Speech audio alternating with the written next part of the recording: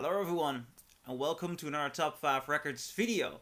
Today I'm going to be talking about Paul McCartney's solo career. So in this video I'm going to talk about the 5 best solo albums from Paul McCartney. So which albums are excluded? Obviously the Beatles albums. I've already got a top 5 video on them, which I might do an update on actually after listening to the albums in chronological order. I'm also excluding Wings albums because there are situations in which they're titled Paul McCartney and the Wings. Sometimes they're just called Wings. I think because there is influence of other band members there, the name is different. This is a band that deserves an own video. So I'll make a top 5 of best Wings albums in the future and just focus on the solo Paul McCartney video albums in this video. And there are loads of them. So there's enough to choose from. And as a matter of fact, when I'm going to the number 5, I've already got a tough battle to choose. Because which one am I going to exclude out of this list and which one am I going to include? These are my two options for number 5. McCartney II, which he made 10 years after McCartney I. As a matter of fact, this is a collection of his home demos. Yeah, kind of demos. He was experimenting with electronic sounds and new different sounds. And the day this got released, it was not a big commercial success, but in recent years it has gained more of a status because of what McCartney is doing here. He's really experimenting again. He's really trying to do something out of the ordinary, which is very interesting. Coming Up is a great song, and it also seems like he's less focused on sheer songwriting and he's more interested in sound and experimentation.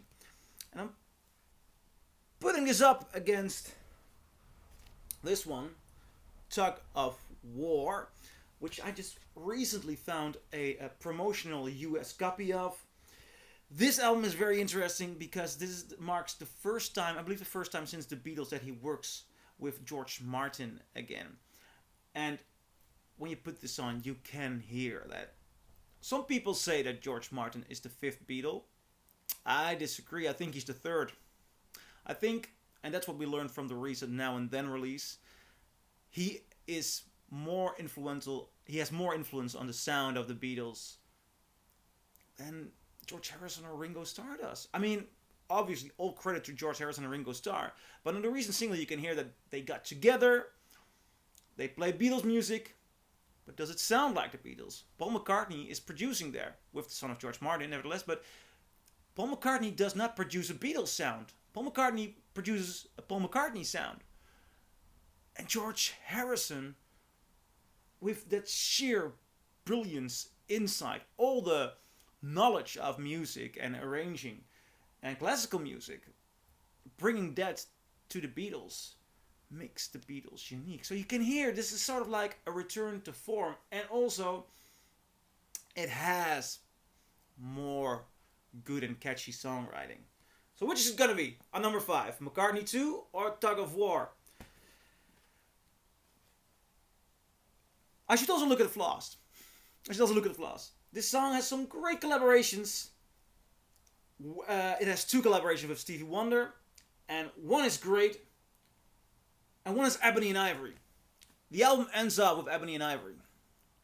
Now, this is a great album, but Ebony and Ivory, I would like to nominate for one of the most heavy kitsch moments in the 80s. I think that song is unbearable. So we're leaving out Tug of War, further beautiful album in this list. And I'm including McCartney II on the number 5 spot. I took a lot of time for the number 5 spot. I'm gonna speed it up. Here we have on number 4, Chaos and Creation in the Backyard. This is an album from 2005. Now this is a very interesting record because of the production. There are great songs here. McCartney sounds beautiful. I love the album cover. This is an old picture of Paul McCartney strumming in his backyard.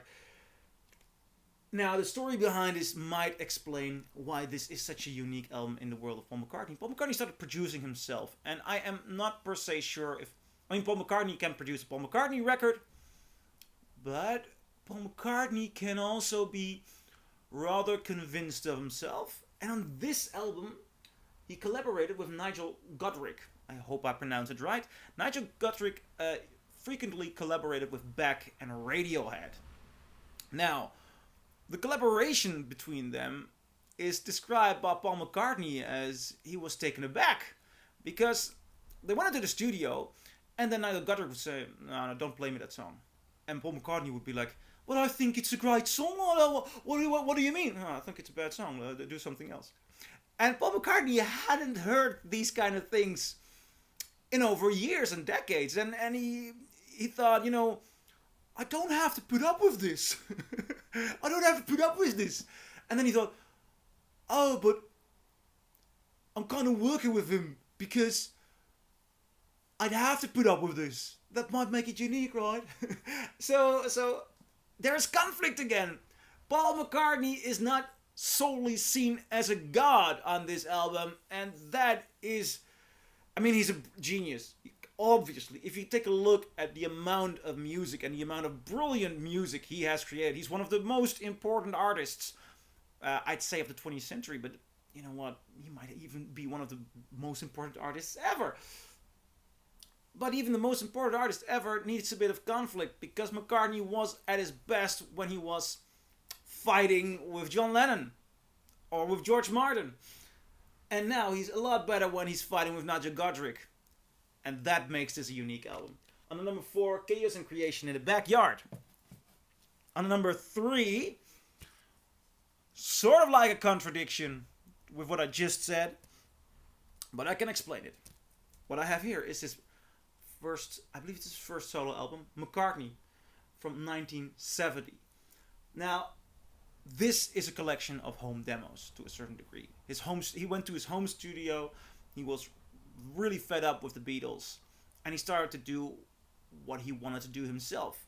So some of these songs sound like sketches. Some of these songs sound as if they're not completely finished, and it doesn't matter, because it's like taking a look in the beautiful, freely creative spirit of McCartney. McCartney is really free here, and you can notice that he has something. He has to get rid of something. There is some tension, and this album is taking some of the tension away. And it has beautiful songs like Maybe I'm Amazed. Man, We Was Lonely is also so good. This is a beautiful album, and it's quite unique, especially for McCartney at this point in his career. On number 3, McCartney's McCartney. On number 2, an album he did with Linda McCartney, Ram. And I'd really like to get into an episode of the mono and stereo difference of this album, because there are big mono and stereo differences. It's an album from 1971, so that there's a mono and stereo version is also very exciting. But let's not talk about the mono and stereo situation of this album right now. This is McCartney, perhaps on his most Beatle-like post-Beatles. Great songwriting, great recording, great sound, beautiful songs. Too Many People. I mean, Uncle Albert, Dear Boy. It is really a very, very, very awesome album. On number 2, Ram. Number 1. This might be a bit controversial, but with all my heart and in all sincerity, I think this should be at number 1. And if you disagree, I'd really like you to give it a second listen, because I think this is a hidden gem in the world of 90s music, as a matter of fact. Flaming By.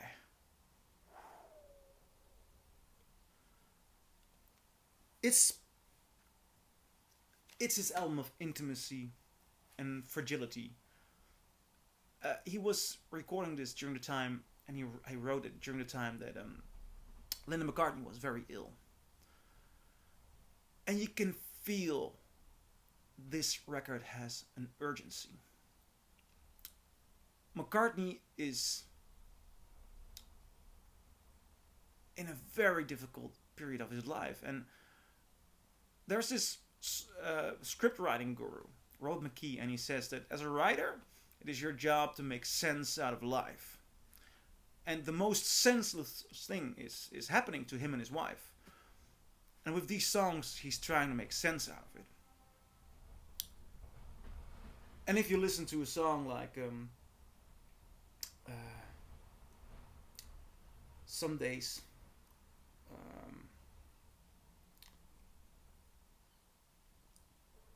I mean, sorry, I'm a bit taken aback. It's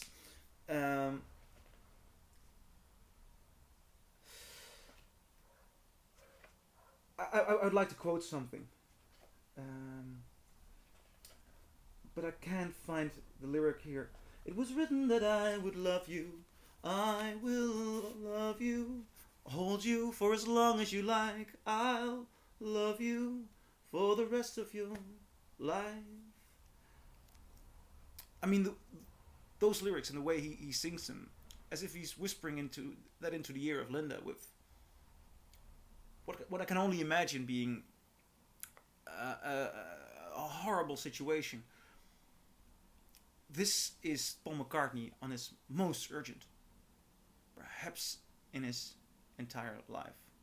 Now, I'm not saying that Sgt. Pepper's or these are not urgent, but to try and make sense out of life, here we hear a very human McCartney struggling, and it's of the utmost sincere beauty. So, that is my list. What do you think? Do you agree? Do you disagree? Leave a comment below and I'll see you in my next video. Bye.